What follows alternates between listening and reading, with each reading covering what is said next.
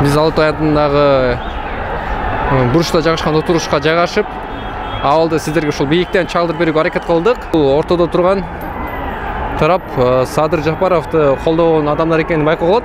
Ал ортодо алар бул жерде казыл бир топту сүрүп кетти. Атыш анан бул жерде өздөрү байкаган эле мындай кара түстөгү жыптар. Аларды кимдер болгону учурда белгисиз. Чүй көчөсүндө жайгашкан унаа тыгыны пайда болду. Азыр бул жакка ошо Садыр Жапаровдун тарапташтары кубалап бараткандай өң калтырды.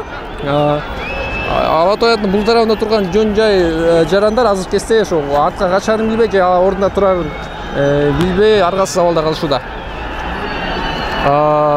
Маназаттан эстеликтин астындагы аянтчаны ошол белгисиз бир тарап, булар ошол азырча биздин болжолубуз боюнча Садыр Жапаровдун тарапташтары болсо керек. Жөн жай тургундар азыр кезде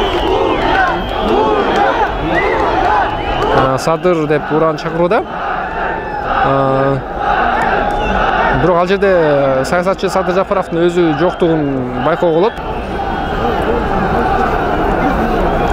Эске сала кетсек, Кыргызстанда 6 октябрда парламенттик шайлоонун жыйынтыгына нааразы болгон топ дал ушул Алатау аянтында тынчтык митингин өткөрүп, ал кечке жуук мамлекеттик бийликтин алмашуусуна алып келген.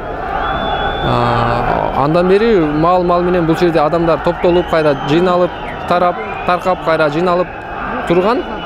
Мына соңку рет 9 октябрда форум жана темир жол вокзалында өткөн эки жердеги жыйналышта Атамбаев жана Бабанов тарапташтарына кайрылып, Алатау аянтты көздөй бет алууну көздөшүп бул жерге келишкен. Алар сүйлөп жатканда бир 20 мүнөттөн кийин эле ошол эски аянт жакта ушундай эле тынчтык митингди өткөрүп жаткан Садыр Жапаровдун тарапташтары келип, ошол түрдүү таш, келтек, баклажкаларды ыргытып кубалап кеткенин байкоого болот.